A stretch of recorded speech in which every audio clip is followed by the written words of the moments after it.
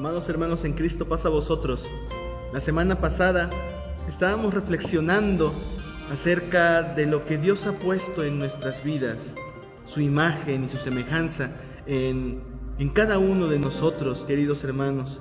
Y después de darnos cuenta, hermanos, de que fuimos creados por nuestro Dios con sus propios atributos y que nuestra vida, por muy desordenada o vacía que se encuentre, es valiosa y es útil para nuestro Dios y para sus propósitos, les hago la siguiente pregunta. ¿Cómo se sienten de saber cuán valiosos son para nuestro Dios? Si los seres humanos somos todo lo que dice la Biblia, también surge otra pregunta muy importante. ¿Por qué nuestra vida muchas ocasiones está llena de violencia, de maldad o de sufrimiento? ¿Cómo podemos, queridos hermanos, hacer realidad, hacer o ser lo que Dios quiere que seamos? Es una pregunta muy seria que quisiéramos poder responder el día de hoy. El apóstol Pablo, en su carta a los Romanos, capítulo 7, versículo 14 al 23, dice de la siguiente manera: sabemos, en efecto, que la ley es espiritual, pero yo soy meramente humano y estoy vendido como esclavo al pecado. No entiendo lo que me pasa, pues no hago lo que quiero, sino lo que aborrezco. Ahora bien, si hago lo que no quiero, estoy de acuerdo en que la ley es buena, pero en ese caso ya no soy yo quien lo lleva a cabo, sino el pecado que mora en mí. Yo sé que en mí, es decir, en mi naturaleza pecaminosa, nada bueno habita. Ahora, aunque deseo hacer lo bueno, no soy capaz de hacerlo. De hecho, no hago el bien que quiero, sino el mal que no quiero. Y si hago lo que no quiero, ya no soy yo quien lo hace, sino el pecado que mora en mí. Así que descubro esta ley, que cuando quiero hacer el bien, me acompaña el mal. Porque en lo íntimo de mi ser, me deleito en la ley de Dios. Pero me doy cuenta de que en los miembros de mi cuerpo hay otra ley, que es la ley del pecado. Esta ley lucha contra la ley de mi mente y me tiene cautivo. Aunque el deseo de Dios, queridos hermanos, es que vivamos siempre en comunión con Él y con su creación, el pecado nos aleja de Dios y de nuestro prójimo. ¿Cómo definiríamos entonces la palabra pecado? ¿En qué formas se comete pecado? Según este texto que acabamos de leer, hermanos, podemos definir como pecado todo aquello que influye en el ser humano, todo aquello que nos aleja de Dios, todo aquello que nos separa de Dios. En la naturaleza existe una fuerza que se llama gravedad. Creo que todos lo sabemos. Esta actúa como un imán que hace que todo lo que podamos arrojar al aire sea jalado hacia la tierra, incluso nosotros mismos. Esto hace, hermanos, que las cosas no vuelen, sino que se mantengan en el piso, en la tierra, y esto es generado precisamente por la fuerza de gravedad.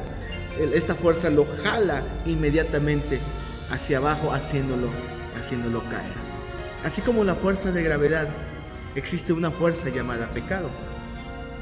Y esta es la que habla el apóstol Pablo en el texto que acabamos de leer.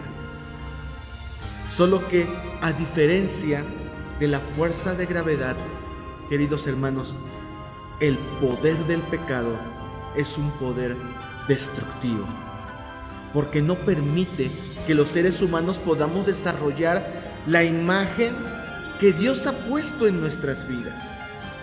Y esta es la razón, o esta es la respuesta a la pregunta que hacíamos al principio. Tanta maldad y tanto sufrimiento es por causa del pecado. Y esta es la fuerza en la cual el ser humano es atraído. Ahora bien, en el texto que leímos, el pecado, si bien pueden ser actitudes violentas o socialmente reprobadas, el pecado a la luz de este pasaje es el saber hacer lo bueno y no hacerlo. Dice Santiago 4:17, así que comete pecado todo el que sabe hacer el bien y no lo hace. Esto pudiera desalentarnos a muchos de nosotros, o a quienes están iniciando su camino con el Señor. Pero déjenme decirles lo siguiente, y esta maravillosa noticia, hermanos, es que hay una respuesta de esperanza para todos nosotros. En Génesis capítulo 1, versículo 2, dice que la tierra estaba desordenada y estaba vacía, pero que también el Espíritu de Dios se movía sobre la oscuridad del abismo.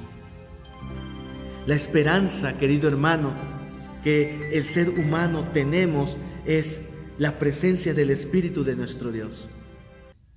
Pensemos en un avión, hermanos, con todo su equipo cuidadosamente instalado, las mejores alas, la mejor maquinaria diseñada y un piloto experto al frente de este avión, hermanos. Si levantáramos este avión con una grúa, este avión apagado con una grúa, y lo lanzamos en un abismo, hermanos, ¿qué pasaría con el avión? ¿Volaría? Por supuesto que no, hermanos. Aunque el diseño sea el mejor, sea el más perfecto, la fuerza de la gravedad lo hace caer, a menos que cuente con un poderoso motor encendido que lo impulse sobre los aires. Es decir, hermanos, una fuerza más poderosa que la de la gravedad. Querido hermano, así actúa el Espíritu de Dios en la vida del ser humano. Solo el Espíritu de Dios hace que el hombre se desarrolle plenamente en las capacidades y cualidades que Dios nos ha dado. Sin el Espíritu de Dios, el ser humano no puede vencer la fuerza del pecado, que lo está atando y nos hace caer una y otra vez. En la Biblia encontramos, hermanos, ejemplos de personas que Dios transformó con el poder de su Espíritu Santo. Uno de ellos es precisamente el personaje que estamos leyendo en esta hora, el apóstol Pablo. Dice Hechos capítulo 26, versículo 9 al versículo 11, en lo que era Pablo antes. Pues bien, yo mismo estaba convencido de que debía hacer todo lo posible por combatir el nombre de Jesús de Nazaret. Eso es precisamente lo que hice en Jerusalén. Con la autoridad de los jefes, de los sacerdotes, metí a la cárcel a muchos de los santos. Y cuando los mataban, yo manifestaba mi aprobación. Muchas veces anduve de sinagoga en sinagoga, castigándolos para obligarlos a blasfemar. Mi obsesión contra ellos me llevaba al extremo de perseguirlos, incluso en ciudades del extranjero. Esto era Saulo de Tarso, hermanos, antes de su encuentro con Jesús. Pero fíjense lo que dice Hechos capítulo 9, versículo 17. Ananías fue, y cuando llegó a la casa, le impuso las manos a Saulo y le dijo: hermano Saulo, el Señor Jesús, que se te apareció en el camino, me ha enviado para que recobres la vista y seas lleno del Espíritu Santo. Gloria a Dios, hermanos. Y después de ser lleno del Espíritu Santo, el apóstol Pablo comparte en Hechos capítulo 26, del versículo 19 al versículo 23, lo siguiente: así que, Rey Agripa, no fui desobediente a esa visión celestial. Al contrario, comenzando con los que estaban en Damasco, siguiendo con los que estaban en Jerusalén y en toda Judea, y luego con todos los gentiles, a todos les prediqué que se arrepintieran y se convirtieran a Dios, y que demostraran su arrepentimiento con sus buenas obras. Solo por eso los judíos me prendieron en el templo y trataron de matarme. Pero Dios me ha ayudado hasta hoy, y así me mantengo firme, testificando a grandes y pequeños. No he dicho sino lo que los profetas y Moisés ya dijeron que sucedería: que el Cristo padecería y que, siendo el primero en resucitar, proclamaría la luz a su propio pueblo y a los gentiles. Querido hermano, el Espíritu de Dios se está moviendo en todas partes, deseoso de terminar la obra de Dios en el corazón de todos los seres humanos. Todos en algún momento hemos percibido este movimiento del Señor, en ese deseo que experimentamos por ser diferentes, en ese arrepentimiento que sentimos cuando hacemos algo mal, o en nuestra necesidad de Dios, o en cada sufrimiento, o en cada sentimiento de nobleza, por muy pequeño que éste sea. Sin embargo, querido hermano, es necesario que el Espíritu sea derramado plenamente en tu corazón y en el mío. Y esto solo es posible cuando voluntariamente aceptamos a Jesús en nuestro corazón. Si eres como un avión cuidadosamente diseñado y perfectamente equipado, querido hermano, no te conformes, no nos conformemos con vivir atados al piso por el poder del pecado. Dale tu vida al Dios y Señor de toda la creación. Confiesa tus pecados y llénate del poder del Espíritu de nuestro Dios, para que la obra de Dios sea perfeccionada. Concluyo con este pasaje. Romanos 8, versículo 1 y versículo 2.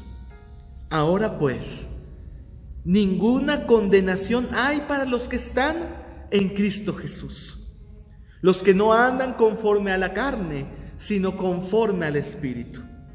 Porque la ley del Espíritu de vida en Cristo Jesús me ha librado de la ley, del pecado y de la muerte. Querido hermano, permitamos que el Espíritu de Dios se mueva en nuestros corazones, y que su paz sea contigo y con tu familia en cada momento. Dios te bendiga.